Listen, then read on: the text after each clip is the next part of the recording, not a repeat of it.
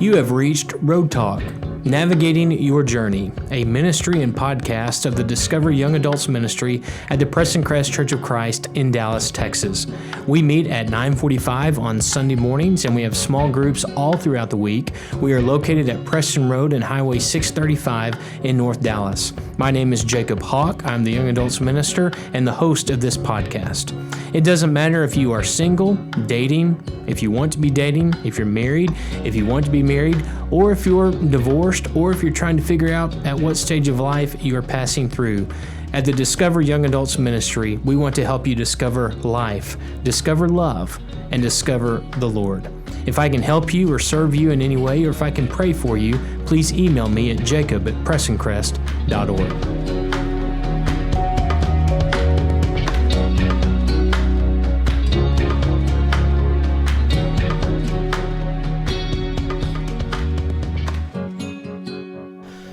Well, I want to welcome you back to Road Talk, Navigating Your Journey. By this point, I hope that your 2024 is off to a great start, that you are healthy, that you are achieving those goals you wanted to accomplish, or you're at least beginning the process of achieving those goals. And today we're going to continue this new series, Unsung Heroes, where we are taking a look at some of the people in the New Testament that we really don't know that much about, but people who play a very important role in our understanding of who we need to be as God's people. Some of the people in this series leave us a great example. Others, they don't leave us a very good example, but they do help us in showing us what we should not be. And today we're going to look at another one of those individuals that we really should not strive to emulate. We're going to be talking about the man named Demas. And we read about Demas in 2 Timothy chapter 4, as the Apostle Paul is coming toward the end of his earthly life. Paul makes this statement to the young preacher Timothy, who is back in Ephesus. Paul says, "Do your best to come to me quickly, for Demas, because he loved this world, has deserted me, and he has gone to Thessalonica." That's really all we know about Demas, is that he left Paul's side, and Paul was clearly very hurt by Demas's departure. Well, who was Demas? Unlike Gaius that we talked about in the last episode, Demas was mentioned 3 times in the New Testament, and we can almost be certain who he was, because unlike the name Gaius, Demas was not a very common name, whereas Gaius was a very common name for men in the first century. Demas is mentioned in Colossians chapter 4, verse 14, where Luke and Demas, along with Paul, send their greetings to the church at Colossae. He's mentioned in Philemon, verse 24, where Luke and Mark and Aristarchus, and once again Demas with Paul, send their greetings to Philemon, the slave owner. And then he's mentioned here in 2 Timothy chapter 4, verses 9 and 10, for the fact that he deserts Paul for love of this world. Another possibility is that the name Demas could be short for Demetrius, and there is a Demetrius who's mentioned in 3 John verse 12, who is well spoken of by everyone, even by the truth itself. Is that the same person? It could be. Maybe he was remembered fondly in the beginning, and toward the end of his life, he began to move away from the truth by the time we reach 2 Timothy chapter 4. The only negative mentioning of Demas, or Demetrius, is the passage that we're looking at today, 2 Timothy 4, verses 9 and 10. So it does beg the question, even if it's not the same man mentioned in 3 John, Demetrius, how does he move from being a disciple to a person who deserts the Apostle Paul for love of this world? We do know in Colossians and in the book of Philemon, he's with Paul, sending his greetings to other churches and to other Christians. So how does he move from disciple to deserter? There are several options which could come to mind. One would be the adversity that maybe he faced when he was with Paul on Paul's missionary journeys and in Paul's ministry. You know, Paul did not have it easy. If you remember in 2 Corinthians chapter 11, Paul talks about many of the hardships that he faced along with those who joined him on missionary journeys. Specifically in verses 24 through 27, Paul had these memories of his past. 5 times I received from the Jews the 40 lashes minus 1. 3 times I was beaten with rods. Once I was stoned. 3 times I was shipwrecked. I spent a night and a day in the open sea.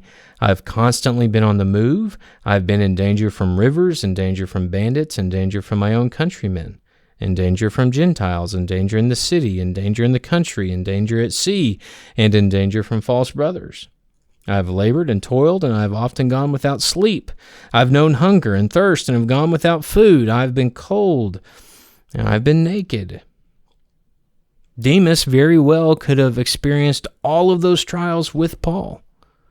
Is it possible that Demas wanted a different life?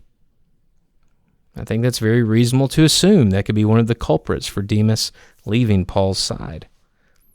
Maybe he left for new opportunities.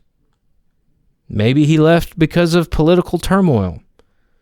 It's interesting that Paul says Demas has gone to Thessalonica. More than likely, it's not a coincidence that he chooses Thessalonica. Thessalonica would have been a quote-unquote sanctuary city from Roman political oppression. Maybe Demas headed for greener pastures. I think we can infer from Paul's statement that a big reason that Demas left Paul's side was because Demas was more focused on the temporary than the eternal. Paul says that Demas left for love of the world.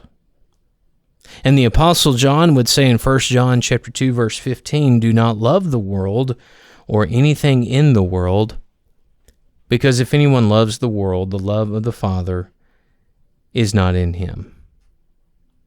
What does it mean to love the world? In the sense that we should not be lovers of the world.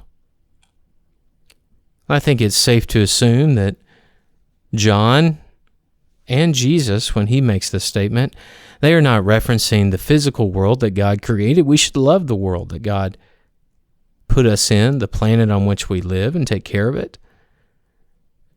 And they're not referencing the people of the world. We are to love everyone. That is what makes us people of mission, is because of our love for humanity. We want them to be reconciled to their Creator, and we want them to be saved. What John is referencing, what Jesus was referencing, more than likely what Demas deserted Paul for, was for the illusions that this world has to offer that are merely illusions. They're not real. Things which make us believe will provide us happiness that at the end of the day leave us feeling empty. Do not love that. Do not love the world. Regardless of why Demas left, Paul was clearly hurt by his departure. Paul does not say that Demas left or that he resigned. Paul says that Demas deserted him. Desertion is never a description of respect. And when we think about this little passage in 2 Timothy 4 that describes Demas that we're talking about today, it's a reminder that as God's people, we must not give the world what the world will never give us: our love and our loyalty. We must not give the world what the world will never give us: our love and our loyalty. New things eventually become old. The nice, expensive things cannot be taken with us. As a minister, you are around death quite often.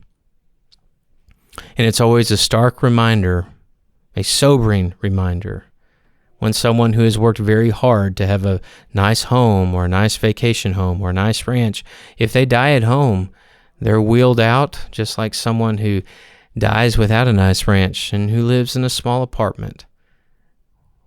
When your physical life is over, it's over. Because in their final days, no one says that they wish they had spent more time at the office. No one says that they wish they had traded just one more stock or closed one more deal. In your final days, what really matters is the personal relationship that you have with God and the relationship that you have with loved ones. Do not give the world what the world will never give you. That's love, and that's loyalty.